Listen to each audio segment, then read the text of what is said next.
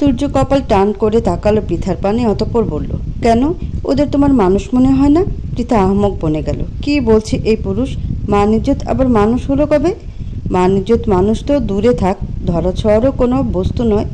ছোটবেলা থেকে সে মান ইজ্জত শুধুমাত্রই মুখে মুখেই শুনে এসেছে, কখনো এদের চোখে দেখার সৌভাগ্য পর্যন্ত হয়নি। আর এই পুরুষ কিনা বলছে মান ইজ্জত মানুষ। পৃথা বোকা বোকা কণ্ঠে বলল, মান ইজ্জত মানুষ হলো কবে থেকে? তুর্য নির্বিকার। ভাবলেই সে ভাবে বলল, মানুষ এখনো হয়নি তো হবে ভবিষ্যতে। ভাবছি বউয়ের সাথে পরিবার পরিকল্পনায় বসবো খুব শীঘ্রই। মুরগির বাচ্চা আর হাঁসের বাচ্চা মিলে গোটা 2500 টিয়া পাখির বাচ্চার মতো ছাউপোনার জন্ম দেব। তারপর সেই ছাউপোনার মধ্যেই বেছে বেছে দুটো নাম দেব, মান এবং ইজ্জত। পৃথা ভরকে গেল, ভরকানো কণ্ঠে বলল, মুরগির বাচ্চা আর হাঁসের বাচ্চা মিলে টিয়া পাখির বাচ্চা কিভাবে হবে? তুর্য বিরক্ত হলো ভীষণ। তার মতো এত বিচক্ষণ একজন মানুষের বউ কিনা এত বোকা? তার এইটুকু কথার মানে বুঝতে পারছে না? নিশ্চয় ওই রাজাকার শ্বশুর আলবদর আর আল শামস শালাদের মধ্য থেকে বউটার মস্তিষ্ক এভাবে ফুলে উঠেছে। তুর্যের এখন ভীষণ খারাপ লাগছে। কেন সেদিন বাচ্চা বউটাকে বিয়ের আসরে ফেলে ইংল্যান্ড পাড়ি জমিয়েছিল? সেদিন যদি সে বিদেশে না গিয়ে বউকে আপন করে নিত, বাচ্চা বউটাকে নিজের কাছে রেখে কোলে পিঠে করে মানুষ করত, তাহলে নিশ্চয়ই বউটা এতটা মোটা মাথার অধিকারী হতো না। তুর্য বিরক্তি ভরা কণ্ঠেই বলল, আমি বললে কি ওরা হাঁস মুরগি আর টিয়া পাখির বাচ্চা হবে নাকি? ওগুলো তো আমি ওদের ভালোবেসে বলি, বাস্তবে তো এরা সবাই মানুষের বাচ্চা। পৃথার মাথা ঘুরে উঠল। মনে হচ্ছে এখনই জ্ঞান হারাবে এই ভদ্রলোকের যুক্তিতর্ক শুনে। এই পুরুষ এইসব কি উদ্ভট কথা বলছে? প্রথমে বলল মান ইজ্জত মানুষ, তারপরে কি সব মুরগির বাচ্চা, হাঁসের বাচ্চা, তাদের আবার টিয়া বাচ্চা, সবটাই মাথার উপর দিয়ে গেল মেয়েটার। এই মুহূর্তে পৃথার নিজেকে কেমন মানসিক রোগী মনে হচ্ছে।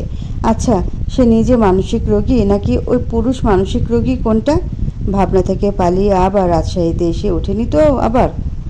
আরুষ তুর্যের এই অসুস্থতার কথাই বলেছিল হয়তো। পৃথা চোখ বড় বড় করে তাকাল আরুষের পানে। চোখে পড়ল ছেলেটা কেমন কাচুমাচু ভঙ্গিতে দাঁড়িয়ে আছে। পৃথার ভয় হলো, এ কোন ছাগল পাগলের কাছে এসে পড়ল সে? ছোটবেলা থেকে এমনি এই পাগলে ভয় পায় পৃথা। ছোটবেলায় একবার রাস্তায় তাকে একা পেয়ে এক পাগল ধাওয়া করেছিল, সেই থেকে পাগলে ভয়।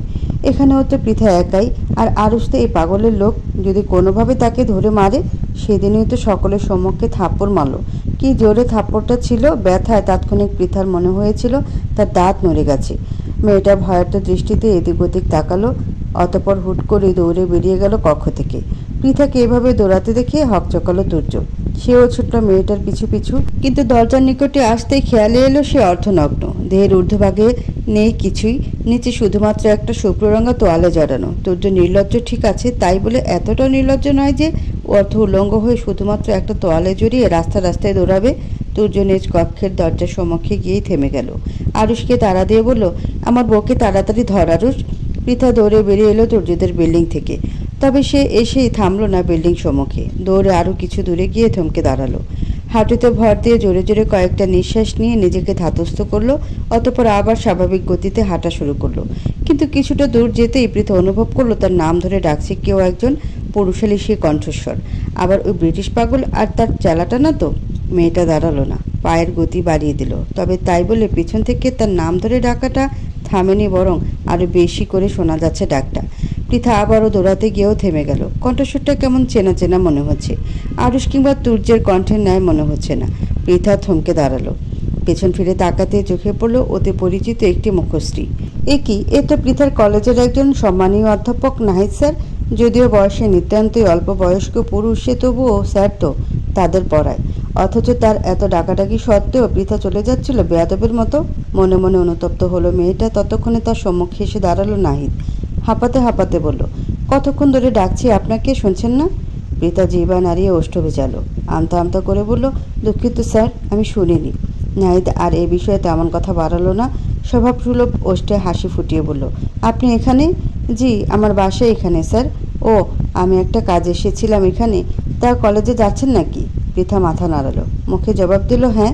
নাহিদ আবারও হাসলো, অতঃপর বলল, আমিও যাচ্ছি, চলুন একসাথে যাই আমরা। পৃথা বারণ করতে চেয়েও পারল না। হাজার হলো শিক্ষক মানুষ, তার মুখের উপর না কিভাবে বলবে। পৃথা সায় জানালো নাহিদের কথায়। পাশাপাশি হাঁটতে শুরু করলো দুজন। ততক্ষণে তুর্য নিচে চলে এসেছে আরুষকে নিয়ে। বিল্ডিংয়ের সম্মুখে দাঁড়াতেই তার চোখে পড়ল অপ্রত্যাশিত দৃশ্যটি। তার বউয়ের পাশে কিনা অন্য একটা ছেলে হেঁটে যাচ্ছে, আর তার বউ কি সুন্দর অবলীলা হেঁটে যাচ্ছে ওই অল্প বয়সী ছোকরার পাশে। তুর্যের চোখ দুটো জ্বলে উঠল, চোয়াল শক্ত হয়ে এলো মুহূর্তেই, বক্ষ পিঞ্জরে জ্বলে উঠল হিংসাত্মক মনোভাব। তুর্য অগ্নি দৃষ্টিতে তাকালো পৃথার পানে, ভারী কণ্ঠে বলল, এই শিয়ালের বাচ্চাটা আবার কে? খোঁজ নে আরুষ। আরুষ তুর্যের আসার কিছুটা আগেই এখানে এসে দাঁড়িয়েছিল, তাই পৃথার সাথে থাকা ছেলেটাকে বেশ ভালোভাবে দেখে নিয়েছিল। আরুষ পৃথা এবং নাহিদের হাঁটার পানে দৃষ্টি রেখেই বলল, খোঁজ নিতে হবে না স্যার, ছেলেটা ম্যামের কলেজের শিক্ষক মোহাম্মদ নাহিদ ভুইয়া। প্রথম যেদিন ম্যামকে খুঁজতে তার কলেজে গিয়েছিলাম সেদিন দেখেছিলাম। আরুষের কথায় তুর্যের ক্রোধ যেন বাড়ল আরও, কপালের রগগুলো ফুলে ফেপে নীলচে হয়ে ধরা দিল সাথে সাথে। থমথমে কণ্ঠে সে বলল, মহিলা কলেজে কেন অল্প বয়সী শিক্ষক থাকবে? দেশে কি মহিলা শিক্ষক কিংবা বয়স্ক শিক্ষকের অভাব পড়েছিল? আরুষ তাকালো তুর্যের ক্রোধিত মুখ পানে, আমতা আমতা করে বলল, আমি আগেই বলেছি স্যার, শিক্ষক পিতা সমতুল্য। তুর্য কটমট করে তাকালো আরুষের পানে, দাঁতে দাঁত চেপে বলল, চুপ থাক আহমক, তোর এই ব্যাটাকে কোন দিক থেকে আমার বউয়ের বাপ মনে হচ্ছে? এই ব্যাটার সাথে কি এখন আমার শাশুড়িকে বিয়ে দেওয়া যাবে? এই ব্যাটা কি আমার শাশুড়ির মতো অর্ধ বুড়ির পানে দুষ্টু দৃষ্টি দিবে? উল্টো এর হাবভাব দেখে মনে হচ্ছে এটা আমার শাশুড়ির মেয়ের দিকে দুষ্টু দৃষ্টি দেওয়ার জন্য প্রস্তুত। আরুষ আর কিছু বলার অবকাশ পেল না। তুর্য তো ভুল কিছু বলেনি, আর তাছাড়া এই নাহিদ ব্যাটার হাবভাবও খুব একটা ভালো ঠেকেনি তার নিকট। কলেজের স্যাররা থাকবে ভাব নিয়ে, তাদের আচরণ হবে অন্যরকম। তা নয়, এ তো ছাত্রীর পেছনে পেছনে দৌড়ে ছাত্রীর সাথে ভাব বিনিময় করে। কোন কলেজের শিক্ষক ছাত্রীর তার ডাকে না সাড়া দিলে পেছনে পেছনে দৌড় শুরু করে? নিশ্চয়ই এই নাহিদ শিয়ালের মনে অন্য কিছু চলছে। সময় গড়ালো, পৃথার কলেজ ছুটি হয়েছে মাত্রই। কলেজের সম্মুখে গাড়ি নিয়ে দাঁড়িয়ে আছে তুর্য এবং আরুষ, অপেক্ষা করছে পৃথার জন্য। মেয়েটাকে গেট থেকে বেরিয়ে আসতে দেখি গাড়িতে উঠে বসলো তুর্য। পৃথা তাদের গাড়ির কাছাকাছি আসতেই একটু গলা বাড়িয়ে ছেলেটা বলল, গাড়িতে উঠে এসো পৃথা। আচমকা কারো এমন কথা হকচকালো মেয়েটা, তবে পরক্ষণে পাশ ফিরে তুর্যকে দেখে ভ্রু কুঁচকে এলো, সাথে কিছুটা ভয়ও লাগলো। এই পাগলটা আবার এখানে কেন চলে এসেছে? আগে তো তাকে একদম দেখতেই পারতো না, আর এখন পেছন ছাড়ছে না। এদের উদ্দেশ্য কি? তারপর আবার গাড়িতে উঠতে বলছে, কোথায় না কোথায় নিয়ে গুম করে দিবে, বা তার সাথে কোনো খারাপ কাজও করতে পারে। কথাগুলো ভাবতেই আটকে উঠল পৃথার নাজুক কিশোরী হৃদয়। আজকাল কোনো মেয়েই তো নিরাপদ নয়। রোজই পত্রিকা খুলে অসংখ্য মেয়েদের সম্ভ্রম হারানোর হাহাকার চোখে পড়ে, সেখানে এই লোক তো পৃথার অপরিচিত। পৃথার হৃদয়ে ভয় ডানা মেলল, দুই হাতে সে খামচে ধরল নিজের কলেজ ড্রেসের দুই পাশ। তখনই আবার ভেসে এলো তুর্যের ভারী কণ্ঠস্বর, থমথমে কণ্ঠে সে বলল, গাড়িতে উঠে এসো। পৃথা আর দেরি করল না একটু, তুর্যের পানে একবার তাকিয়ে আবারও দৌড় শুরু সম্মুখের দিকে। তুর্যের কপালে ভাঁজ পড়ল, এমনিই সকালের অন্য পুরুষের সাথে দেখে মেজাজটা চটেছিল, এখন আবার এই মেয়ে তাকে উপেক্ষা করলো। সকালেও তাকে উপেক্ষা করে দৌড়ে চলে গেল, আবার এখনও। অথচ সকালে পরপুরুষের সাথে কি সুন্দর হেসে খেলে হেঁটে গেল। শরীরের রক্ত যেন টকবগিয়ে ফুটে উঠল ছেলেটার। লম্বা লম্বা পা ফেলে সে এগিয়ে গেল পৃথার পানে। দুপুরের দিকে রাস্তা ফাঁকা থাকায় অল্পতে মেয়েটাকে ধরে ফেলল তুর্য। পৃথা তবুও তুর্যের হাত থেকে পালানোর চেষ্টা চালালো, কিন্তু ছেলেটা ছাড়ল না তাকে, বরং এক প্রকার টেনে হিসে ছুঁড়ে ফেলল গাড়ির ভিতরের দিকে। অতঃপর নিজেও গাড়ির ভিতরে ঢুকে বসলো। পৃথার এক হাত শক্ত করে ধরে আরুষকে আদেশে সুরে বলল, বাইরে যা তুই। তুর্যের আদেশ আসতে দেরি, কিন্তু আরুষের বেরিয়ে যেতে দেরি হলো না। আরুষ যেন টুপ করে লাফিয়ে গাড়ির বাইরে পড়লো, সাথে সাথে গাড়ির দরজা লক করে দিল তুর্য। পৃথার হাত ছেড়ে দিয়ে গায়ে এলিয়ে দিল সিটের সাথে। পৃথার ভয়ে আরও বাড়ল। আগে তো তাও একজন সুস্থ মানুষ আরুষ তাদের সাথে ছিল, আর এখন সে একা একটা অর্ধ পাগল ব্রিটিশ পুরুষের সাথে গাড়ির ভিতরে। এই লোক যদি তাকে কিছু করেও ফেলে, সে অবলা একজন মেয়ে মানুষ হয়ে কিছুই করতে পারবে না। যদি মেরে টেরে ফেলে দেয়? ভয়ে গলা শুকিয়ে এলো পৃথার। না না, এই পরিস্থিতিতে কোনোভাবেই তাকে দমে গেলে চলবে না। যে করেই হোক নিজেকে নিরাপদ রাখতে হবে, এখান থেকে বেরোতে হবে অতি দ্রুত। পৃথা দুই হাত উঁচিয়ে গাড়ির জানালায় আঘাত করতে শুরু করলো, চেঁচিয়ে বলল, কেউ আছেন? দয়া করে সাহায্য করুন আমাকে, এই খারাপ লোকটা আমাকে তুলে নিয়েছে। তুর্য নিজের চোখ দুটো বন্ধ করে নিল, তাচ্ছিল্যে সুরে বলল, তুমি ভয় পেলে চিৎকার করলে, অথচ তুমি জানলেই না পৃথিবীতে এই মুহূর্তে সর্বাপেক্ষা আমার নিকটেই তুমি নিরাপদ বেশি। স্বামী আমি তোমার। পৃথা নিজের চিৎকার চেঁচামেচিতে তুর্যের বলা নিচু কণ্ঠের একটা শব্দও তার কর্ণে পৌঁছালো না। ছেলেটা শেষ এক পলক তাকালো ব্যস্ত পৃথার পানে, অতঃপর চোখ বন্ধ করে পড়ে রইল আগের মতোই। পৃথা কতক্ষণ চিৎকার চেঁচামেচি করলো, অতঃপর ক্লান্ত হয়ে নিশ্চুপ হয়ে গেল। তুর্য চোখ মেলে তাকালো পৃথার পানে, ওষ্ঠ বাঁকিয়ে বলল, দম শেষ? পৃথা কটমট করে তাকালো তুর্যের পানে, ঝাঁঝালো কণ্ঠে বলল, আপনি আমাকে এখানে তুলে কেন এনেছেন, বদলোক একটা। তুর্য নড়ে চড়ে উঠল, সোজা হয়ে বসে গাড়ির পেছনের দিক থেকে এক বোতল পানি বের করে আনলো। পৃথার পানে বাড়িয়ে দিয়ে বলল, পানিটা খেয়ে নাও। ইস, হাঁপিয়ে গেছো একদম। পৃথা পানির বোতলটা হাতে নিল না, বরং তেতে ওঠা কণ্ঠে বলল, খাবো আমি? আমি আপনার পানি? নামিয়ে দিন আপনি আমাকে। তুর্যের মেজাজটা সেই সকাল থেকেই চটে আছে। বউ তার, যার জন্য দীর্ঘ সময় অপেক্ষা করেছে, খুঁজতে খুঁজতে ছুটে এসেছে সেই সুদূর ঢাকা থেকে রাজশাহীতে, তবুও বউকে নিজের করে পায়নি। সেই বউ কিনা তার চোখের সম্মুখে তাকে উপেক্ষা করে অন্য পুরুষের পাশ ঘেঁষে রাস্তায় হাঁটে, আর যত অভিনয় তার সম্মুখে। তুর্য তবুও নিজেকে যথাসম্ভব নিয়ন্ত্রণে রাখার চেষ্টা চালাচ্ছে। সে কখনোই চায় না এ বাচ্চা বউটার উপরে তার ক্রোধের লেশমাত্র পড়ুক। তুর্য জোরে জোরে কয়েকটা নিঃশ্বাস নিয়ে নিজেকে স্বাভাবিক করার চেষ্টা করলো। কিছুটা স্বাভাবিক কণ্ঠেই বলল, মুরগির বাচ্চার মতো থাকো। এভাবে বাচ্চাওয়ালা মুরগির মতো ফোঁস ফোঁস না করে পানিটা গলায় ঢলো। চিৎকার চেঁচামেচি করতে করতে ঘেমে গেছো। আমাকে নিয়ে আপনাকে এত ভাবতে হবে না, আমাকে নামিয়ে দিন এক্ষুনি। পৃথার কাট কাট কণ্ঠস্বর, দাঁতে দাঁত চাপল তুর্য। নিজেকে যথাসম্ভব নিয়ন্ত্রণে রেখে বলল, নামিয়ে দেব অবশ্যই, তবে তোমার বাসা পর্যন্ত গিয়ে। আমি আপনার সাথে যাব না, ব্রিটিশ বদলোক। তুর্য এবার আর নিজেকে ধরে রাখতে পারল না। ভেতর থেকে ক্রোধ যেন উপচে বেরিয়ে আসতে চাইছে ছেলেটার। চোয়াল শক্ত হয়ে এলো তুর্যের। তার লম্বাটে পরিপুষ্ট হাতটা বাড়িয়ে হুট করে সে চেপে ধরল পৃথার সুডোল নরম কোমরখানা। সেখানে বেশ শক্তপোক্তভাবে চেপে ধরে মেয়েটাকে নিয়ে এলো নিজের নিকট। দাঁতে দাঁত চেপে বলল, তা আমার সাথে যাবে কেন? যাবে তো ওই কলেজের অল্প বয়স্ক কচি কোনো স্যারের সাথে। তুর্যের কণ্ঠ নিঃসৃত কোনো কথা তেমনভাবে পৌঁছালো না পৃথার কর্ণে। মেয়েটা বরং নাজেহাল হয়ে উঠেছে তুর্যের অপ্রত্যাশিত অনাকাঙ্ক্ষিত স্পর্শে। এই প্রথম পৃথার অঙ্গে কোনো পুরুষের ছোঁয়া, তাও এতটা গভীরভাবে, শরীরের গভীরতম এক স্থানে। মেয়েটা ক্ষণে ক্ষণে কেঁপে উঠছে কেমন। তীব্র অস্বস্তি বোধে নাজুক হয়ে পড়েছে ছোট মেয়েটার কিশোরী হৃদয়। ভেতরে ভেতরে তোলপাড় শুরু হয়ে গেছে। এলোমেলো দৃষ্টি ফেলল পৃথা, কম্পিত কণ্ঠে বলল, আমাকে ছেড়ে কথা বলুন। তুর্য ছাড়ল না, বরং টেনে মেয়েটাকে আরও নিকটে নিল। পৃথার মুখের কাছে মুখ নিয়ে বলল, ছাড়বো না। কি করবে তুমি? তুর্যের প্রতিটি নিঃশ্বাসের বায়ু আশ্রে পড়ছে পৃথার চোখ মুখ জুড়ে। পরম আবেশের চোখ দুটো বন্ধ করে নিল মেয়েটা। কিন্তু আশ্চর্যের বিষয় হলো, তুর্যের এই অনাকাঙ্ক্ষিত স্পর্শ পৃথার তেমন খারাপ লাগছে না। পৃথা শুনেছে পুরুষ মানুষের অযাচিত স্পর্শ খারাপ স্পর্শ বা কুনজর নাকি নারীরা বুঝতে পারে। পৃথা হয়তো এর আগে এমন স্পর্শের কখনো সম্মুখীন হয়নি, তবে কোনো পুরুষের নজর দেখেই বুঝে নিতে পারত কোনটা ভালো নজর এবং কোনটা খারাপ নজর। তবে আজ কেন এই স্পর্শের মানে সে বুঝতে পারছে না। এই অপরিচিত স্পর্শ খারাপ লাগছে না পৃথার নিকট, আবার ভালোও লাগছে না। কেমন দোটানার মন জেগেছে। লজ্জা, ভয়, সংকোচ, সংশয়ে হৃদয় আবদ্ধ হয়েছে। তবুও কেন যেন পৃথা জোর গলায় কিছু বলতে পারছে না। এটাই বোধহয় পবিত্র সম্পর্কের বন্ধন।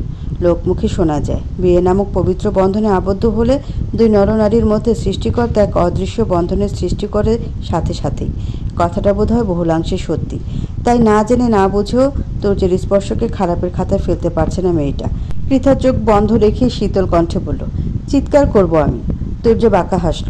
পৃথার মনের অবস্থা একটু হলেও বুঝত সে। ক্ষীণ কণ্ঠে ছেলেটা বলল, প্রথমত তুমি হাজার চিৎকার করলেও তোমার কণ্ঠে উচ্চারিত একটা শব্দ গাড়ির বাইরে যাবে না। দ্বিতীয়ত, তুর্য চৌধুরীর হাত থেকে তোমাকে বাঁচানোর সাধ্য কারো এই মুহূর্তে নেই মুরগির বাচ্চা। তুর্য চৌধুরী নামটাই কম্পন ধরালো পৃথার কায়া জুড়ে। এর আগে বহুবার এই লোকের সাথে পৃথা দেখা হয়েছে, ঝগড়া হয়েছে, তবে নামটা জানা হয়নি। বারবার ব্রিটিশ লোক বলে সম্বোধন করেছে তাকে। কিন্তু এই নামটা কেমন পরিচিত পরিচিত মনে হচ্ছে। কোথাও শুনেছে হয়তো, কিন্তু কোথায় শুনেছে পৃথা মনে করতে ব্যর্থ হলো। যেথায় শুনেছে শুনুক তো। এখন এই লোকটার থেকে নিজেকে মুক্ত করায় মেয়েটার একমাত্র লক্ষ্য হওয়া উচিত। কিন্তু সে লেগেছে এর নামের রহস্য খুঁজতে। তুর্য চৌধুরী নামটা মাথা থেকে ঝেড়ে ফেলে দিল পৃথা। মুহূর্তে আবার আগের রূপে ফিরে গেল সে। কটমট করে বলল, ছাড়ুন আমাকে, অসভ্য পুরুষ মানুষ। তুর্য দাঁতে দাঁত চাপলো, কটমট করে বলল, ছাড়লেই ওই চ্যাংড়া স্যারের কাছে যাবে নাকি? সে পায়তারা করছো? পৃথার তীক্ষ্ণ দৃষ্টিতে তাকালো তুর্যের পানে। তখন থেকে নাহিদ স্যারকে নিয়ে এই লোক অপমানের পর অপমান করে যাচ্ছে। কেন? নাহিদ স্যারের সাথে তার কোনো সম্পর্ক আছে নাকি? নেই তো। শুধুমাত্র আজ সকালে একসাথে একটু কলেজে এসেছে, তাই এই লোক এত কথা বানিয়ে ফেললো। পৃথা ফুঁসে উঠল, ঝাঁঝালো কণ্ঠে বলল, আমি যার কাছে খুশি যাব, আপনার কি? আপনি কোন অধিকারে আমাকে এসব কথা বলছেন? তুর্য রেগে গেল, খাবড়ে ধরল মেয়েটার নরম কোমরের ভাঁজ। ক্রোধে হিসিয়ে বলল, কোন অধিকারে বলছি তা তোমার রাজাকার বাপকে জিজ্ঞেস করো। সে খুব ভালোভাবে চিনে আমাকে, আর আমার অধিকারটাও তার জানা সম্পূর্ণভাবে। পৃথা তেতে গেল, উঁচু কণ্ঠে বলল, একদম আমার বাবাকে উল্টাপাল্টা কথা বলবেন না। আমার বাবা মোটেই রাজাকার না, বরং আপনি ব্রিটিশ। তুর্য মুখ পাকালো, নির্লিপ্ত হয়ে বলল, তোমার বাপরা রাজাকার, ভাই দুটো আলবদর আর আল শামস। তোমার গোষ্ঠী শুদ্ধ সব বেইমানের দল, শুধুমাত্র তুমি ছাড়া। মুখ সামলে কথা বলুন। তুর্য আলতো হাসলো, পৃথার পানে আরেকটু ঝুঁকে বলল, মুখ সামলাবো না আমি। কি করবে? মুখে চুমু খাবে? তেমন ইচ্ছে থাকলে দ্রুত কাজটা সেরে ফেলো। শুভ কাজে দেরি করতে নেই, জানো না তুমি? পৃথা হতভম্ব হয়ে গেল, সব কিছু যেন মাথার উপর থেকে চলে গেল। এতক্ষণ না হয় চেপে ধরেছে ক্রোধের বশে, আর এখন চুমু খাওয়ার কথাও বলছে। আগে তো ভেবেছিল এই লোক শুধুমাত্র ব্রিটিশ, তারপরে আবিষ্কার করলো এই ব্রিটিশের পাশাপাশি আধো পাগল, এখন অসভ্যও বটে। ছি ছি, চরিত্রের কি স্ত্রী! পৃথার হতবাকতার মাঝেই তাকে ছেড়ে দিল তুর্য। ঠিকঠাক হয়ে বসে পকেট থেকে মোবাইলটা বের করে আরুষকে মেসেজ করলো, গাড়িতে আয়। আরুষ প্রায় সাথে সাথেই গাড়িতে এলো। ড্রাইভিং সিটে বসে গাড়ি স্টার্ট করলো দ্রুততার সাথে। এরপরে সময় কেটে গেল খুব দ্রুত। এমনিও কলেজ থেকে পৃথার বাড়ির দূরত্ব বেশি নয়, তার উপর মেয়েটা চুপচাপ বসে রয়েছে গাড়ির সিটে। আরুষ কিছুক্ষণের মধ্যে তাদের বিল্ডিংয়ের সম্মুখে এসে থামালো গাড়িটা। তুর্যের আদেশেই পৃথাদের বাসার সম্মুখে আর নিল না। পরে দেখা যাবে ওই রাজাকারের দল তাদের একসাথে দেখে কোনো গন্ডগোল লাগিয়ে দেবে। গাড়ি থামার বেশ কিছুক্ষণ অতিবাহিত হওয়ার পরও পৃথাকে গাড়ি থেকে নামতে না দেখে ভ্রু কুচকালো তুর্য। কপালে ভাঁজ ফেলে শুধালো, নামবে নাকি তোমার বাসা পর্যন্ত যাব? পরে তোমার রাজাকার বাপ আলবদর আর আল শামস ভাই আমার সাথে দেখে ফেললে কিন্তু আমার কোনো দোষ নেই। পৃথা ফুঁসে উঠে তাকালো তুর্যের পানে, তবে বলল না কিছুই। এখন এই লোকের সাথে বাগবিতণ্ডায় জড়িয়ে দেরি করার ইচ্ছা নেই কোনো। এমনি এই আধো পাগলের পাল্লায় পরে অনেকটা সময় দেরি হয়েছে মেয়েটার। পৃথা ফোঁস করতে করতে গাড়ি ছেড়ে বাইরে নেমে দাঁড়ালো। তীব্র ক্রোধ নিয়ে ঠাস করে লাগালো দরজাটা, অতঃপর হনহন করে হাঁটা দিল সম্মুখ পানে। তুর্য হেসে ফেললো বউর রাগ দেখে, বিড়বিড়িয়ে বলল, মুরগির বাচ্চার মতো বউটা আমার। আরও সম্মুখে বসে লুকিং গ্লাসে দেখলো তুর্যের হাসি মুখটা। কেমন যেন তুর্যের কার্যকলাপে সায় দিতে পারছে না সে। বউকে যেহেতু হাতে পেয়েছে, তাদের বিয়ের কথা বলে দিলেই তো পারে। এত অভিনয় করে সময় নষ্ট করার কি দরকার? তবে এই কথাগুলো তুর্যের সম্মুখে বলার সাহস পায় না ছেলেটা। আবার না বলেও থাকতে পারছে না, অধৈর্য লাগছে তার। বেশ কিছুক্ষণ সময় নিয়ে নিজের ভিতরে সাহস সঞ্চয় করলো আরুষ। অতঃপর তুর্যকে শুধালো, স্যার, আপনি ম্যামকে এখনও বলে দিচ্ছেন না কেন সে আপনার বউ? আপনাদের বিয়ে হয়েছিল? থামলো আরুষ, আমতা আমতা করে আবার বলল, একবার সত্যিটা বলে দিলেই তো হয়, সব ঝামেলা শেষ হয়ে যায়। এসব লুকোচুরি খেলার মানে কি স্যার? তুর্য হাসলো, গাড়ির সিটের সাথে গায়ে দিয়ে বলল, বউর সাথে লুকোচুরি খেলতে ভালো লাগছে আরুষ? বউটার বিভ্রান্তিকর মুখশ্রী হৃদয়ে প্রশান্তি দিচ্ছে। তপ্ত নিঃশ্বাস ফেললো আরুষ, বিড়বিড়িয়ে বলল, এই প্রশান্তি না আবার অশান্তির কারণ হয়ে দাঁড়ায়। আরুষের নিচু সুরে বলা কথাগুলো তুর্যের কর্ণে ঠিকঠাকভাবে পৌঁছালো না। ভ্রু উঁচিয়ে সে শুধালো, কিছু বললি? আরুষ এড়িয়ে যেতে চাইল তুর্যকে। এই কথাগুলো শুনলে আবার কি না কি বলে আধো পাগল লোকটা, কোনো বিশ্বাস নেই তো। আরুষ কণ্ঠস্বর স্বাভাবিক রেখেই বলল, তেমন কিছু না স্যার। বিকালে তেজহীন সূর্য, দুপুরের ন্যায় আর প্রচণ্ড গরম এবং তেজ ছড়াচ্ছে না সে। আবহাওয়া বেশ সদয় আজ। মৃদু শীতল বাতাস বইছে চারপাশে। আবহাওয়ার এমন অনুকূল রূপ দেখে রিদি এসে জুটেছে পৃথাদের বাড়িতে। উদ্দেশ্যে পৃথাকে নিয়ে বাইরে বেরোবে, কিছু কেনাকাটা করার আছে তার। প্রথমে পৃথা রাজি না হলেও হৃদির জোরাজুরিতে না করতে পারল না আর। দুই বান্ধবী একদম সেজেগুজে কক্ষ থেকে বেরিয়ে এলো। এখন শপিংয়ে যাবে, তারপর একটু ঘুরবে, শেষে পরন্ত বিকালে গোধূলি লগ্নকে সাক্ষী রেখে ফুচকা খেয়ে বাড়িতে ফিরবে। তবে তাদের এই এত পরিকল্পনা টিকল না খুব বেশিক্ষণ। বসার কক্ষে আসতেই পরিকল্পনার ভাটা লাগিয়ে দিল পিয়াস।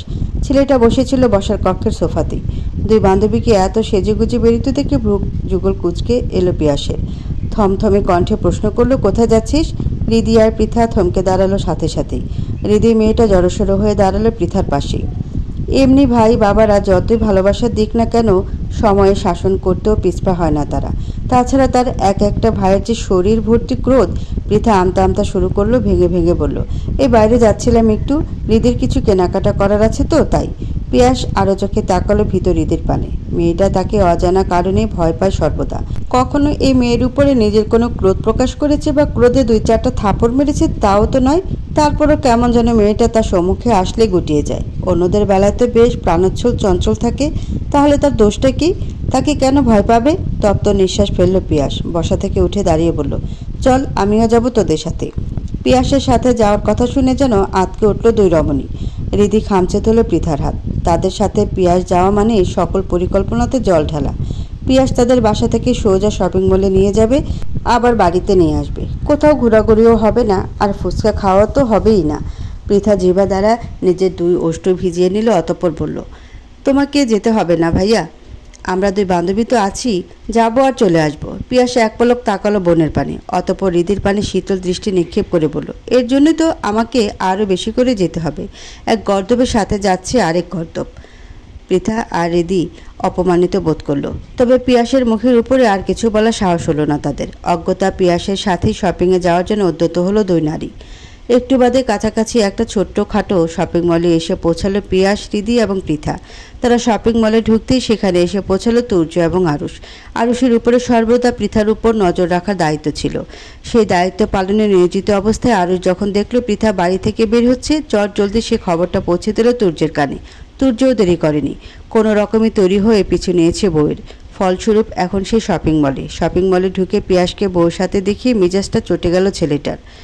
কোথায় বউ একা আসবে, তার পিছু পিছু একটু ঘুরঘুর করবে, কিশোরী বয়সের ন্যায় নিজের বউ নামক মেয়েটাকে বিরক্ত করবে, তা না কাবাবের মধ্যে হাড্ডি হতে আরেকজন এসে হাজির। তুর্য দাঁতে দাঁত চাপল, কটমট করে আরুষকে বলল, এই আলবদরটা এখানে আমার বউয়ের সাথে কি করছে? আরুষ শুনল তুর্যের প্রশ্ন, তবে প্রত্যুত্তরে বলল না কিছুই। আসলে এই আলবদর কেন এসেছে তা তো সেও জানে না। হয়তো বোনকে একা ছাড়তে চায়নি, তাই এসেছে। তুর্য আড়াল থেকে বেশ কিছুটা সময় নিয়ে ঘুরঘুর করলো বউয়ের কাছে যাওয়ার জন্য, কিন্তু সেই সুযোগ আর এলো না। পিয়াসটা যেন আঠার মতো লেগে আছে মেয়েটার সাথে। তুর্যের মেজাজ বিগড়ালো আরও। আজ শুধুমাত্র বউটার মনের মধ্যে তাকিয়ে নিয়ে কোনো নেতিবাচক প্রভাব ফেলতে চায় না বিধায় পৃথার বাপ ভাইয়ের সাথে ঝামেলা করছে না, নয়তো দেখিয়ে দিত তুর্য কী জিনিস। এমনি বউর হৃদয়ে তার জন্য নেতিবাচক চিন্তা ভাবনা তো শেষ নেই। তুর্যের ভাবনার মধ্যেই পৃথারা এগিয়ে গেল বিল পরিশোধ করতে। আজকের মতো কেনাকাটা শেষ তাদের। বিল পরিশোধ করার সময় শপিং মলেরই একজন মহিলা কর্মচারী তড়িঘড়ি করে দৌড়ে এলো একটা প্যাকেট হাতে। জনবলে পিয়াস, পৃথা, হৃদি 3 জন থাকলেও কর্মচারী নারীটি প্যাকেটটা এগিয়ে দিল পৃথার পানে। হাসি মুখে বলল, ম্যাম, এটা আপনার। পৃথা অবাক হলো, প্যাকেটটা হাতে নিয়ে ভিতরে দেখলো একটা বেশ সুন্দর শাড়ি। কালো নরম জর্জেটের উপর সোনালি কারুকাজ খচিত। সুন্দরের সাথে সাথে শাড়িটা দামিও মনে হচ্ছে। তবে এমন কোনো শাড়ি পৃথা তো নেয়নি বা নেওয়ার ইচ্ছাও প্রকাশ করেনি। পৃথা অবাক কণ্ঠে বলল, আমার মানে আমি তো এই শাড়িটি কিনিনি। অল্প বয়সী নারীটি একগাল হাসল, অত্যন্ত নম্র কণ্ঠে বলল, এটা আপনি কিনেননি ম্যাম, এটা আমাদের তরফ থেকে আপনার জন্য উপহার। কয়দিন আগে বসন্ত গেল তো, সেই উপলক্ষে আমাদের এখানে একটা অফার চলছে। 3000 টাকার উপরে কেউ শপিং করলে তাকে একটা শাড়ি গিফট করা হবে। সেই শাড়িটাই আপনি পেয়েছেন। মহিলা কর্মচারীর এহেন যুক্তিতে ভ্রু কুঁচকে এলো পিয়াসের। পৃথার হাত থেকে শাড়িটা নিজের হাতে নিল সে। উল্টে পাল্টে দেখে বলল, কিন্তু শাড়িটা দেখে তো মনে হচ্ছে 3000-এর থেকে অধিক দাম হবে। মেয়েটি আমতা আমতা করলো, কিছুটা ইতস্তত ভঙ্গিতে বলল, আমি কি জানি, শপিং মল কর্তৃপক্ষের সিদ্ধান্ত এটা। পিয়াস, পৃথা এবং হৃদি বোধ হয় বিশ্বাস করলো মেয়েটার কথা। হৃদির মন খারাপ হলো, সে বলল, তাহলে আমারটা কোথায়? ম্যাম, আপনারা 2 জন সম্ভবত মিলেমিশে 3000 টাকা শপিং করেছেন, তাই শাড়ি একটাই পাবেন। হৃদি আর কিছু বলল না। যদিও শাড়িটা তার পছন্দ হয়েছিল, কিন্তু যেহেতু সেটা পৃথার হাতেই প্রথম উঠেছে এবং তার বলে সম্বোধন করা হয়েছে, তাই সে চুপ রইল। তাছাড়া পিয়াসের সামনে এই শাড়ি নিয়ে ঝগড়া করার সাহসও তার নেই, নয়তো বান্ধবীর সাথে এক ছটক ঝগড়া লাগিয়ে হলেও শাড়িটা নিত সে। পিয়াস তাকালো হৃদির মলিন মুখশ্রীর প্রাণে। শাড়ি দেওয়া ওই নারী কর্মীকে বলল, হুবহু এমন আরেকটা শাড়ি দিন আমাদের। জি স্যার। ওষ্ঠ নারীর কথাটা একবার আওড়িয়েই নারী কর্মীটি চটজলদি হুবহু একই রকম একটা শাড়ি এনে বাড়িয়ে দিল তাদের পানে। পিয়াস তাকালো হৃদির দিকে, আদেশে সুরে বলল, শাড়িটা নাও। হৃদি নিল না শাড়িটা, আমতা আমতা করে বলল, আমার লাগবে না। পিয়াস সাথে সাথে ধমকে উঠল হৃদিকে, গম্ভীর কণ্ঠে বলল, তোমার কাছে জিজ্ঞেস করেছি আমি, নিতে বলেছি নাও। হৃদি আর না করার সাহস পেল না। এমনিও শাড়িটা সে নিতে চাইছিল ভীষণভাবে, শুধুমাত্র ভদ্রতার খাতিরে না করছিল। যাক, এ লোকের ধমকটা তো কোনো কাজে এলো তার। অন্তত ধমকের বদৌলতে একটা সুন্দর শাড়ি পেয়েছে সে। রাত বেড়েছে কিছুটা। চারদিক যদিও এখনও নীরব হয়ে ওঠেনি, তবে অন্ধকার গ্রাস করেছে বেশ ভালোভাবেই। আকাশটাও বেশ মেঘলা। বিকালে অল্প বিস্তর শীতল হাওয়ার উপস্থিতি পাওয়া গেলেও এখন টিপটিপ বৃষ্টির আভাস পাওয়া যাচ্ছে। আবহাওয়া খারাপ থাকায় শিকদার বাড়ির সবাই আজ তাড়াতাড়ি নিজেদের রাতের খাবারের পাট চুকিয়ে যার যার কক্ষের দ্বার দিয়েছে। পৃথা কক্ষে প্রবেশ করেই বিছানার উপরে রাখা বিকালে শপিং মল থেকে পাওয়া শাড়িটা হাতে তুলে নিল। 2 পা ফেলে গিয়ে দাঁড়ালো ড্রেসিং টেবিলের সম্মুখে। শাড়িটা গায়ে ফেলে দেখতে লাগলো কেমন কেমন লাগছে তার। শাড়িটা ভারী পছন্দ হয়েছে মেয়েটার। ভাগ্যিস আজ শপিং মলে গিয়েছিল সে, নয়তো কত সুন্দর একটা শাড়ি মিস করে যেত। পৃথা শাড়িটা নিয়ে ব্যস্ততার মধ্যে বিছানার উপরে ফেলে রাখা তার মোবাইলটা বেজে উঠল প্রবল ঝংকার তুলে। মেয়েটা বিরক্ত হলো, কে আবার এই সময়ে কল করেছে। পৃথা এক রাশ বিরক্তি নিয়ে এগিয়ে এলো বিছানার পানে। মোবাইলের স্ক্রিনে জলজল করছে অপরিচিত নাম্বার। একবার রিসিভ করবে না ভেবেও কলটা রিসিভ করলো সে। যদি কেউ কোনো প্রয়োজনে কল করে থাকে তাকে তখন, তবে কল ধরে মেয়েটা নিজের ভিতরকার বিরক্তি ভাব প্রকাশ করলো না, বরং নম্র কণ্ঠে বলল, আসসালামু আলাইকুম, কে বলছেন? সাথে সাথে ওপাশ থেকে ভেসে এলো এক পুরুষালী গম্ভীর কণ্ঠস্বর। সালামের জবাব দিয়ে সে বলল, ওয়ালাইকুম আসসালাম। আমি কে তা জানার আগে বলো, তোমাকে এই বয়সে মোবাইল কে দিয়েছে? পৃথার কপাল কুঁচকে এলো। কে এই লোক এ মাঝরাতে কল করে জবাবদিহিতা চাইছে? আর পৃথাই বা কেন অপরিচিত কাউকে কৈফিয়ত দিবে? পৃথা চরম বিরক্তি নিয়ে বলল, কে আপনি বলুন তো? আর এত রাতে কল করে এসব কী প্রশ্ন? আগে বলো, তোমাকে এ বয়সে মোবাইল কে দিয়েছে? পৃথা চোখ মুখ খিচে বলল, বাবা দিয়েছে। হ্যাঁ, তা তো দেবেই। তোমার রাজাকার বাপটা আমার কপাল পোড়ার জন্য উঠে পড়ে লেগেছে দেখছি। এই রাজাকার, এইটুকু শুনে পৃথা বুঝে গেল কে হতে পারে এই লোক। দাঁতে দাঁত চাপল পৃথা, কটমট করে বলল, এই ব্রিটিশ লোক, আপনি আমার নাম্বার কোথায় পেয়েছেন? তোর্য যেন মজা পেল পৃথার কথায়, রসিয়ে রসিয়ে বলল, আকাশে বাতাসে আমার মনে। পৃথা তেতে গেল। এই আধপাকল লোক তো হাত ধুয়েই তার পেছনে পড়ে গেছে। চাইছেটা কি এ? পৃথা ঝাঁঝালো কণ্ঠে প্রশ্ন করল। অসভ্য লোক, আমাকে এত রাতে কল করেছেন কেন? তোর্য হাসল, দাঁত দিয়ে নিচের ওষ্ঠ কামড়ে বলল, প্রেম করবে আমার সাথে প্রেম? পৃথা মুখ বাঁকালো, ভেঙচি কেটে বলল, আপনার মতো ব্রিটিশ আধপাগল লোকের সাথে প্রেম করার চেয়ে কচু গাছের সাথে গলায় দড়ি দিয়ে কতক্ষণ টানাটানি করব তাও ভালো। তোর্য ভ্রু কুচকালো, বেশ দৃঢ় কণ্ঠে বলল, কিন্তু প্রেম তো তোমার আমার সাথেই করতে হবে, আমি ছাড়া তোমার কোনো গতি নেই। পৃথা জ্বলে উঠল, গর্জানো কণ্ঠে বলল, একদম বাজে কথা বলবেন না ব্রিটিশ পুরুষ। রাত বিরাতে একটা মেয়েকে কল করে এমন নির্লজ্জ মার্কা কথা বলতে লজ্জা করছে না আপনার? আপনাকে আমি ব্রিটিশ আধপাগল ভেবেছিলাম, এখন দেখছি চরম অসভ্যও বটে। আমি তোমার ভাবনার চেয়ে অধিক অসভ্য মুরগির বাচ্চা, ধীরে ধীরে টের পাবে। পৃথা ভেঙচি কাটল, তাচ্ছিল্য সুরে বলল, আপনার সাথে আর কথা হলে তো টের পাবো? আপনার সাথে তো আমার আর কথাই হবে না। তুর্য নিঃশব্দে হাসল, ছোট একটা শ্বাস ফেলে বলল, আমাদের আবার দেখা হবে, কথা হবে এই বিশালতার আকাশের নিচে। ছোট্ট একটা ভালোবাসাময় ঘরে সুখময় সংসার হবে। তুর্যের বলা প্রতিটি কথা মন দিয়ে শুনল পৃথা। হৃদয়ে অদ্ভুত এক অনুভূতি করা নাড়ল সাথে সাথেই। হৃদস্পন্দনও গাঢ় হয়ে উঠতে শুরু করেছে ধীরে ধীরে। তবে পরক্ষণে বিভ্রান্ত হয়ে পড়ল মেয়েটা। এ পুরুষ কেন এত রাতে তাকে কল করে এসব প্রেমময় বাক্য আওড়াচ্ছে? এ পুরুষ এখনও তার নিকট অপরিচিত মানবের কাতারেই পড়ে। দুজন দুজনের সম্পর্কে তেমন কিছু জানা হয়ে ওঠেনি এখনও। খুব বেশি দিন হয়নি তাদের দেখা হয়েছে। তারপর থেকে একে অপরের শত্রুতাকেই বরণ করে নিয়েছিল দুজনে। হঠাৎ কি হলো, মাত্র ৩-৪টা দিন ধরে পরিবর্তন এলো এই পুরুষের ব্যবহারে।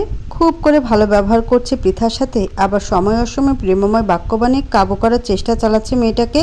তাছাড়া একটু আগে কী সব বলল, কথাগুলোর শেষ লাইনে বেশ দৃঢ়তার সাথেই তো তুর্য নামক পুরুষটি তাকে জানান দিল, ভালোবাসাময় ঘরে সুখময় সংসার হবে। পৃথার ভ্রুযুগল কুঁচকে এলো।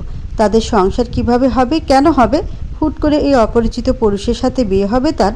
কোথা থেকে হুট করে উদয় হলো এই লোক?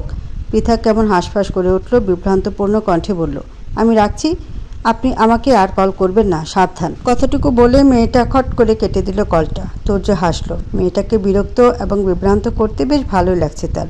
তুর্য ভাবলো আবারও কল করবে পৃথাকে, আর একটু বিরক্ত করবে, কিন্তু তার আগে হন্তদন্ত হয়ে কক্ষে প্রবেশ করলো আরুষ। ব্যস্ত কণ্ঠে বলল, স্যার ওরা এসে গেছে। তুর্য পেছন ফিরে তাকালো, কপালে ভাঁজ ফেলে প্রশ্ন করলো, কারা এসে গেছে? আরুষ তাড়াহুড়ো শুরু করলো, হড়বড়িয়ে বলল, শাহিন মির্জা যে আমাদের হাতে বন্দি, তা তার দলের লোকেরা জেনে গেছে ইতিমধ্যে। তার লেজ ধরে রাজশাহী পর্যন্ত পৌঁছে গেছে ওরা। মুহূর্তে তুর্যের চোখ মুখ শক্ত হয়ে উঠল। গম্ভীর কণ্ঠে সে বলল, সিকিউরিটি বাড়িয়ে দে, যেটাকে যেখানে পাবি তুলে নিবি। একটা গাধার বাচ্চাও যেন রাজশাহীর মাটিতে পড়ে না থাকে। সুদীর্ঘ এক রাত গড়িয়ে সকালের দেখা মিলেছে। রাতের নিস্তব্ধতায় ঘেরা শহরটা আবার ব্যস্ত হয়ে পড়তে শুরু করেছে ধীরে ধীরে। তবে এই ব্যস্ততার মাঝে ভয়ঙ্কর রূপ ধারণ করে আজ হামলে পড়েছে কিছু ভয়ঙ্কর শ্রেণীর লোকসমাজ। সচরাচর রাজশাহীর এমন মফস্বল শহরে সন্ত্রাস কিংবা গোলাগুলির মতো ঘটনা দেখা যায় না তেমন। তবে আজ গুলি চলেছে, তীব্র বেগে গুলি, চিৎকার চেঁচামেচি এবং জনগণের বাঁচার হাহাকারে ধ্বনি শোনা যাচ্ছে চারদিকে। আরুষকে দেখা যাচ্ছে সেই ভিড়পূর্ণ গোলাগুলিময় স্থানে। কাউকে কল করে সে বলছে কিছু একটা। কিছুটা সময় অতিবাহিত হতে ভিড় ঠেলে বেরিয়ে এলো পরিপুষ্ট বলিষ্ঠ দেহী কিছু জনসংখ্যা। তারা বেরিয়েই দুই দলে বিভক্ত হয়ে গেল। অর্ধেক লোক জনগণকে নিরাপদ দূরত্বে সরিয়ে নেওয়ার কাজে লেগে পড়ল মুহূর্তে ব্যয় না করে, আর বাকি অর্ধেক নিজেদের নিকট সংরক্ষিত বন্দুক হাতে তুলে পাল্টা গুলি ছুড়ল দুর্বৃত্তদের উপরে। সূর্য এতক্ষণ গাড়িতে বসে বসে অবলোকন করছিল আশেপাশের পরিস্থিতি। গতকাল রাতে সে বলেছিল এ দুরাত্মা গাধার বাচ্চাগুলোকে তুলে নিতে, কিন্তু আহাম্মকগুলো তা পারেনি। ফলস্বরূপ আজ এই গোলাগুলি। শুধু শুধু সাধারণ জনগণের উপর এ ভোগান্তি নেমে এলো। এগুলোর এক টাকে দিয়েও যদি কোনো কাজ হয় সূর্য বিরক্ত হলো ভীষণ। একটু ঝুঁকে পায়ের গোড়ালির কাছ থেকে বের করে আনলো লুকায়িত একখানা বন্দুক। মুখে কালো মাস্ক চাপিয়ে সে বেরিয়ে এলো গাড়ি থেকে। দুর্বৃত্তদের নিশানা করে পরপর দুটো গুলি ছুড়ল। একটা গিয়ে লাগলো একজনের ডান পায়ে এবং অন্যটা অন্য একজনের হাতে। সূর্য আরেকটা গুলি ছুটতে উদ্যত হতেই পাশ থেকে শোনা গেল অতি পরিচিত কণ্ঠের চিৎকারের ধ্বনি। ছেলেটা কিছুটা চমকালো, পাশ ফিরতে আবিষ্কার করলো পৃথাকে। মেয়েটা কেমন বড় বড় চোখ করে তাকিয়ে আছে তার পানি, পরনে কলেজের পোশাক আর পিঠে ব্যাগ। মেয়েটা বোধহয় কলেজে যাচ্ছিল। সূর্য বিচলিত হলো, হাতে ধরে রাখা বন্দুকটা লুকিয়ে ফেললো প্যান্টের আড়ালে। পৃথা ভীত হলো বেজায়।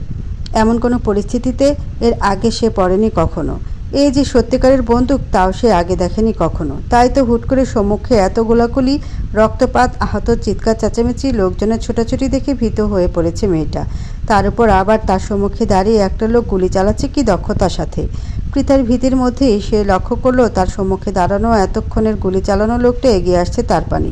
মেয়েটা ভীত হলো আরও। লোকটা তার পানি কেন যাচ্ছে? তাকে গুলি চালাতে দেখে ফেলেছে বলে কি মেরে দিবে এখন? দিতেও পারে, এদের বিশ্বাস নেই কোনো। পৃথা ভয়ে দুপা পিছিয়ে গেল। কম্পিত কণ্ঠে বলল, আমাকে মারবেন না প্লিজ, আমার এখনো বিয়ে করা বাকি। আমি মরে গেলে আমার জামাইটা বিয়ের আগে বিধবা হয়ে যাবে। পৃথার কথা ভ্রুকুচকালো সূর্য। মেয়েটা আবল তাবল এসব কী বলছে? মাথা ঠিক আছে তো? সূর্য আরও তড়িঘড়ি করে এগিয়ে গেল পৃথার পানে। পৃথার হাঁটু কাঁপলো ভয়। এমনি মাথা ঠিক নেই তার। মৃত্যু ভয় কী থেকে কি বলছে সে নিজেও জানে না। নয়তো সজ্ঞানে থাকলে এমন পরিস্থিতিতে এমন উদ্ভট কথাবার্তা অন্তত তার মুখ দিয়ে বেরোতো না।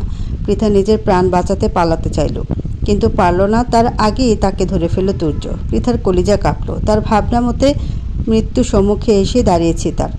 না, আর পারল না। মস্তিষ্কে অতিরিক্ত ভয়, চাপ এবং চিন্তায় মেয়েটা জ্ঞান হারাতে সময় নিল না বেশিক্ষণ। ঢলে পড়ল সূর্যের বক্ষে। সূর্য অস্থির হলো, হৃদয়ে ঝড় উঠল। কি হয়েছে তার ছোট্ট বউটার? সূর্য বিচলিত কণ্ঠে ডাকলো বউকে। বলল, পৃথা, এই পৃথা কি হয়েছে? চোখ খুলো। পৃথা চোখ খুলল না। সূর্যের অস্থিরতা বাড়ল। সে মেয়েটাকে ধরে নিয়ে বসলো গাড়ির ভেতরে। অতঃপর নিজেও সিটে বসে মেয়েটার মাথা নিল কাঁধে। আলতোভাবে কয়েকটা চাপড় দিল বউয়ের নরম গালে। আবারও ডাকলো, পৃথু, এই পৃথু। পৃথার হুঁশ নেই কোনো। কথা বলছে না। সূর্য অস্থিরতায় নিজের মুখ থেকে মাস্কটা খুলে ছুঁড়ে মারল গাড়ির পেছনের দিকে। গাড়ির ভেতরে থাকা পানির বোতল থেকে অল্প পানি হাতে নিয়ে ছিটা মারল পৃথার চোখ মুখে। তবুও মেয়েটা চোখ খুলল না। সূর্য ভেজা হাতে আবার আলতোভাবে কয়েকটা চাপড় দিল মেয়েটার গালে। ব্যগ্র কণ্ঠে শুধালো, কি হয়েছে? কথা বলো বউ। ওদিকে গোলাগুলিও থেমে গেছে ততক্ষণে।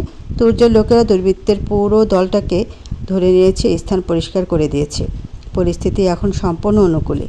কেউ এসে হুট করে বলতে পারবে না এখানে একটু আগে এত বড় গোলাগুলি হয়েছে। আরুষ এসে বসলো গাড়ির ড্রাইভিং সিটে। পৃথাকে নিথর হয়ে পড়ে থাকতে দেখে সূর্যকে উদ্দেশ্য করে জিজ্ঞেস করলো, ম্যামের কি হয়েছে স্যার? সূর্য পৃথার পানে দৃষ্টি রেখে জবাব দিল, গোলাগুলি দেখে ভয় পেয়ে গেছে। থামলো সূর্য। চোখ মুখ শক্ত করে পরক্ষণে বলল, গাধার বাচ্চাগুলোকে ততক্ষণ পেটাবি যতক্ষণ না জ্ঞান হারায়। আমার বউকে ভয় দেখানো? ওদের বাপের নামেই আমি ভুলিয়ে দেবো আজ আমি। কথাটা শেষ করে আবার ব্যস্ত ভঙ্গিতে পানি ছিটিয়ে দিল পৃথার চোখ মুখে।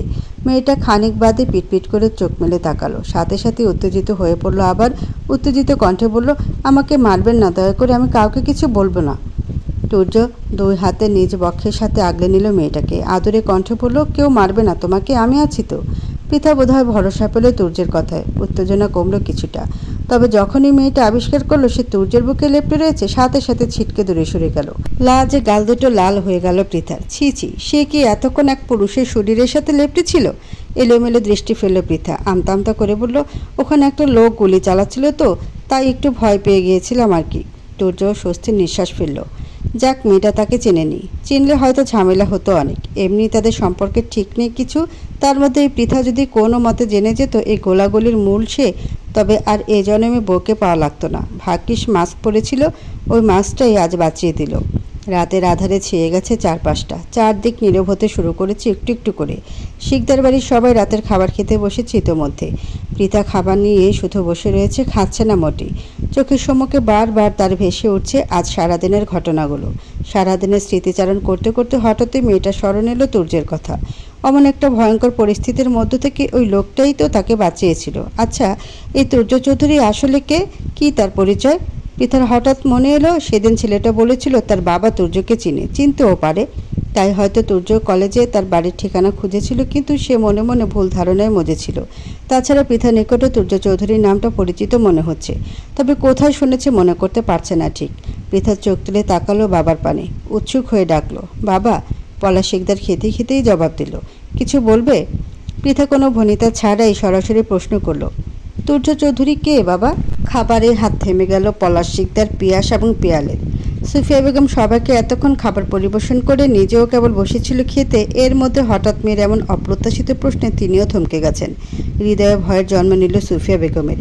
তবে কি নিজের বান্ধবীর সাথে সম্পর্ক ধরে রাখতে মেয়ের অপরিণত বয়সে যে ভুল তারা করেছিল তার সামনে আসতে শুরু করেছে? তুর্য কি বলে দিয়েছে পৃথাকে সব? এখন মেয়েটার কি হবে? মেয়েটা কিভাবে নিবে সব কিছু? সুফিয়া বেগমের ভাবনার মধ্যে মুখ খুলল পিয়াল। বড় ভাই আর বাবা এখনো অবধি পৃথার কথার পরিপ্রেক্ষিতে কোনো উত্তর না দিলেও সে চুপ রইতে পারল না। অধৈর্য হয়ে বোনকে প্রশ্ন করলো, কেন? তুর্য চৌধুরীকে দিয়ে তোর কাজ কি? সে কিছু বলেছে তোকে?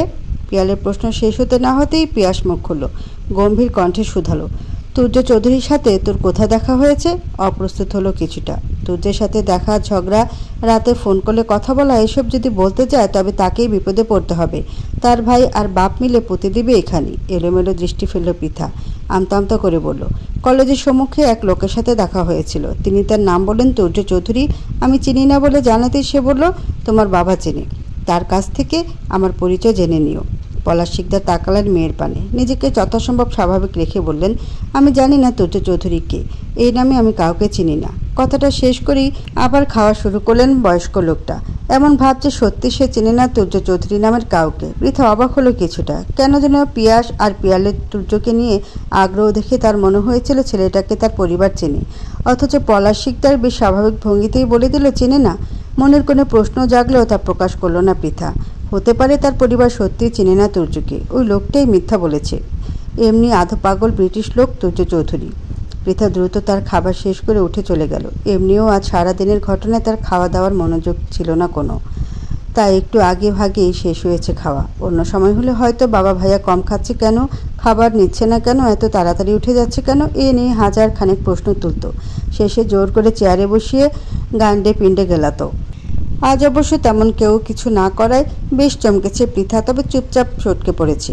এখানে এ নিয়ে প্রশ্ন করা মানে নিজের পায়ে নিজে কোড়াল মারা। পরে দেখা যাবে তার প্রশ্নের পরিপ্রেক্ষিতে তাকে ধরে বেঁধে খাওয়ানো শুরু করেছে।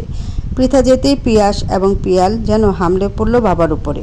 এতক্ষণ তারা এখান থেকে পৃথার সরার অপেক্ষাতে ছিল। পিয়াস বেশ চিন্তিত সুরে বলল, বাবা, তুর্য পৃথুর সামনে চলে এসেছে, এখন কি করব আমরা? পিয়াল অধৈর্য হয়ে উঠল, অধৈর্য কণ্ঠে বলল, ও যদি একবার ওদের বিয়ের কথাটা বলে দেয় পৃথুকে, তখন কি হবে? সুফিয়া বেগম অধৈর্য হয়ে উঠলেন, আরও ভয়ার্ত কণ্ঠে শোধালেন, ছেলেটা যদি কোনো ক্ষতি করে দেয় আমার মেয়ের? পলাশ শিকদার বুঝলেন নিজের স্ত্রী এবং ছেলেদের ব্যাকুলতা, তবে তার মধ্যে তেমন একটা বিচলিত ভাব দেখা গেল না। বরং বেশ থমথমে কণ্ঠে তিনি বললেন, বিষয়টা নিয়ে ভাবতে দাও আমাকে। বেলা গড়িয়েছে কিছুটা, চারদিকটা সূর্যের ফুটফুটে উজ্জ্বল আলোয় ভরে উঠেছে। ঘড়ির কাঁটায় টিকটিক করে জানান দিচ্ছে সকাল 9টা। পৃথার কলেজের সময় হয়ে এসেছে। মেয়েটা খেয়ে দিয়ে কলেজের উদ্দেশ্যে তৈরি হয়ে বেরিয়ে এলো নিজের কক্ষ থেকে, কিন্তু কক্ষে আসতে মুখোমুখি হলো পলাশ শিকদারের। ওই অবশ্য নতুন কিছু নয়। পৃথার কলেজে যাওয়ার সময় প্রায় পলাশ শিকদার বসে থাকেন বসার কক্ষে, মাঝে মাঝে পত্রিকা পড়ে, আবার মাঝে মাঝে টিভিতে খেলা বা নিউজ দেখে। তার ব্যবসার কাজ এখন বেশিরভাগই দুই ছেলে সামলায়। মাঝে মাঝে শুধুমাত্র ব্যবসায় একটু উকি দিতে যান তিনি। ওই প্রায় দিনের মতোই আজও বসার কক্ষের সোফায় বসে পত্রিকা পড়ছিলেন। তবে মেয়েকে আসতে দেখে তিনি পত্রিকা থেকে চোখ ঘুরিয়ে তাকালেন মেয়ের পানে। থমথমে কণ্ঠে প্রশ্ন করলেন, কোথায় যাচ্ছ? পৃথা ভরকে গেল খানিকটা। সে যে প্রতিদিন এই সময়ে কলেজে যায় তা তো জানে তার বাবা। তাছাড়া এই মুহূর্তেও তার শরীরে কলেজের পোশাক, আবার পিঠে ব্যাগ, তারপরও জিজ্ঞেস করছে কেন? পৃথা নিজের ভরকানো ভাব প্রকাশ করল না বাবার সম্মুখে। নমনীয় কণ্ঠে বলল, কলেজে বাবা। পলাশ শিকদার মেয়ের দিক থেকে চোখ ঘুরিয়ে আবার তাকালো পত্রিকার পানে। আদেশে সুরে বললেন, আজ কলেজে যেতে হবে না তোমাকে। পৃথা আশ্চর্য হলো, বাবা তাকে কলেজে যেতে বারণ করছে? অবিশ্বাস্য, সে মাঝে মাঝে কলেজে না যেতে চাইলেও বাবার ধমকের জোরে উড়ে চলে যেতে হয় কলেজে, অথচ আজ কিনা সে নিজে বলছে কলেজে যেতে হবে না। পৃথা অবাক কণ্ঠে প্রশ্ন করলো, কেন? আমি বলেছি তাই। পৃথাও আর কথা বাড়ালো না। বাবা যখন একবার কলেজে যেতে বারণ করেছে সে যাবে না। এমনিতেও কলেজে যেতে হবে না শুনে বেশ খুশি হয়েছে মেয়েটা। রোজ রোজ কলেজে যেতে হবে না তার, শুধুমাত্র বাপ ভাইদের ভয়ে যেতে হয়। আজ যাক, তাও বাবা বারণ করেছে। পৃথা বাবার সম্মুখ থেকে কেটে পড়ল দ্রুত। বাবা যদি আবার মত বদলে যায়? না না, বাবার মত বদলানোর আগে ঘরে গিয়ে কলেজের পোশাক পাল্টে ফেলতে হবে। প্রায় ঘণ্টাখানেক পৃথার কলেজের সম্মুখে দাঁড়িয়ে অপেক্ষা করলো তুর্য। কত মেয়ে এলো গেল, অথচ তার বউয়ের দেখা নেই। বাড়ির সম্মুখে আরুষকে দাঁড় করিয়ে রেখেছিল যে যখনই পৃথা এখান থেকে যাবে তাকে খবর দিতে। আরুষ রাস্তায় দেখা পায়নি মেয়েটার। তারা ভেবেছিল আজ হয়তো আরুষ রাস্তার পাশে দাঁড়ানোর আগে পৃথা কলেজে চলে গেছে, তাই দুজন মিলে চলে এলো সোজা কলেজে। অথচ এখানেও মেয়েটার খোঁজ নেই কোনো। পৃথাদের ক্লাসও শুরু হয়ে গেছে ইতিমধ্যে। তবে কি ফাঁকিবাজি মেয়েটা কলেজে আসেনি? হয়তো আসেনি। তুর্যের মেজাজ গরম হলো। সে সেই সকাল থেকে একটা বার বউয়ের মুখটা দর্শনের জন্য হাফ ইস্তেজ করে মরছে, আর মেয়েটা কলেজে এলো না। তুর্যের রাগ লাগলো। ইচ্ছে হলো বউকে যদি ঠাটিয়ে একটা থাপ্পড় মেরে গাল লাল করে দিত। তবে পরক্ষণে নিজের চোখ মুখ শক্ত হয়ে উঠল তুর্যের। ক্ষিপ্ত দৃষ্টিতে সে তাকালো নিজের হাতের পানে। ঠাটের চর সে কাকে মারবে? তার বউকে?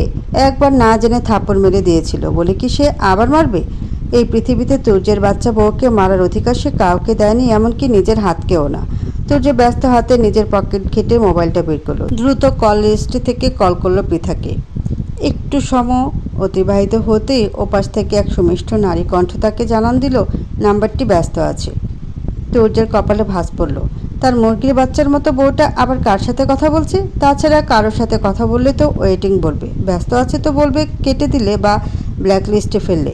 পৃথা তার কল কেটে দিয়েছে বলেও তো মনে হলো না। তবে কি মেয়েটা তার নাম্বার ব্ল্যাক লিস্টে ফেলেছে? তুর্য সন্দেহ হলো। ছেলেটা তড়িঘড়ি করে আবার কল লাগালো পৃথার নাম্বারে। না, এবারও একই কথা বলছে। তুর্যের সন্দেহ গাঢ় হলো। সে নিজের মোবাইলে থাকা অন্য সিম দ্বারা কল করলো পৃথাকে। এবার কল ঢুকলো কোনো বাধা ছাড়াই। এর মানে পৃথা তার ওই নাম্বারটা ব্লক লিস্টে ফেলেছে। ক্রোধ জাগলো তুর্যের। মস্তিষ্কটা ফুটে উঠল টকবগিয়ে। কত বড় সাহসী নারী তার নাম্বার ব্লক লিস্টে ফেলেছে! তুর্যের ক্রোধের মধ্যেই কলটা ধরল পৃথা। সাথে সাথে বাজখাই কণ্ঠে চেঁচিয়ে উঠল তুর্য, হুঙ্কার দিয়ে বলল, এ বেয়াদব মেয়ে, আমার নাম্বার ব্লক লিস্টে ফেলার সাহস তোমাকে কে দিয়েছে? তুর্যের বাজখাই কণ্ঠে কেঁপে উঠল পৃথা। তবুও দমে গেল না মেয়েটা। ঢোক গিলে বলল, এতে আবার সাহসের কি আছে? আমার মোবাইল, আমার হাত, আমার ইচ্ছে, যাকে খুশি ব্লক লিস্টে ফেলবো। আপনার কি? তুর্য আরও তেতে গেল। দাঁতে দাঁত চেপে বলল, আমাকে ব্লক লিস্টে ফেলে তুমি আবার কথা বলছো? তোমার জিভটা টেনে ছিঁড়ে দেবো বেয়াদব মেয়ে। ব্যাস, সাথে সাথে তুর্যের ভেতর থেকে তার আরেকটা সত্তা যেন তার থেকেও দ্বিগুণ খেপে গেল। তাকে শাসিয়ে বলল, তোকে কে সাহস দিয়েছে আমার বউয়ের জিভটা টেনে ছিঁড়ে নেওয়ার? আয়, তোরটা ছিঁড়ি আগে। নিজের সাথে নিজের যুদ্ধে চুপসে গেল তুর্য। এই মেয়েটার নিকট আসলেই তার কেমন সব গুলিয়ে যায়। একটু শান্তিমতো রাগও দেখাতে পারে না। মস্তিষ্ক পৃথার উপর ক্রোধিত হলেও হৃদয় তাকে সান্ত্বনা দিয়ে বলে, আহ, শান্তি শান্তি। মুরগির বাচ্চার মতো বউ তোর, তার উপর এতটা রাগ দেখানো তোর প্রাকৃতিক বিরুদ্ধ। হৃদয়টা সর্বদা বেইমানি করে তুর্যের সাথে। অবস্থান তার বুকের মধ্যে, অথচ সমর্থন বউয়ের প্রতি। এই জীবনে তুর্যের ক্রোধের শিকার কত লোকিত হলো, এবং তার আশেপাশের পরিবেশে রাগচাটা বদমেজাজি হিসেবে পরিচিত ছিল ছেলেটা। কিন্তু আজ মাত্র একটা মেয়ের সম্মুখে সে অসহায়। এও কি বিশ্বাসযোগ্য? তপ্ত নিঃশ্বাস ফেলল তুর্য। ক্রোধ কমিয়ে শুধালো, কলেজে আসেনি কেন? হঠাৎ তুর্যের কণ্ঠ নরম হতে দেখে অবাক হলো পৃথা। এই মাত্র না লোকটা হুঙ্কার ছাড়লো, এর মধ্যেই আবার ভেজা বিড়াল সেজে গেল। পৃথা অবাক কণ্ঠে প্রশ্ন করলো, আপনি না এইমাত্র বাঘের মতো গর্জন ছাড়লেন, হঠাৎ বিড়ালের মতো মিউমিউ কেন করছেন? তুর্য অপ্রস্তুত হলো। আমতা করে বলল, পুরুষ মানুষ বাহিরে যতই বাঘ থাকুক, বউর সম্মুখে আসলে সে বিড়ালই হয়ে যায়। পৃথা বিভ্রান্ত হলো। কি বলছে এই পুরুষ? কে বাঘ আর কেই বা বউ? পৃথা ভ্রু কুচকে শুধালো। মানে? তুর্য এড়িয়ে যেতে চাইলে পৃথার প্রশ্ন। কণ্ঠ কিছুটা স্বাভাবিক করে সে বলল, ওসব বাদ দাও, এখন বলো আজ কলেজে কেন আসেনি? তুর্যের নরম কণ্ঠের পরিপ্রেক্ষিতে পৃথাও আর ক্রোধ দেখালো না। নরম কণ্ঠেই বলল, বাবা যেতে দেয়নি। তুর্য দাঁতে দাঁত চাপলো। কটমট করে বলল, তা দিবে কেন? তোমার রাজাকার বাপের আবার আমার মুখ সহ্য হয় না। কথাটা শেষ করে বুকে হাত দিল তুর্য। আহ, এখন শান্তি লাগছে। বউকে কিছু বলতে পারবে না তাতে কি হয়েছে? বউর বাপ ভাইদের তো বলতে পারবে। পৃথা কিছু বলার আগেই তুর্য আবার বুকে হাত দিয়ে বলল, তার সাথে আবার জুটেছে তোমার আলবদর এবং আল শামস ভাই দুইটা।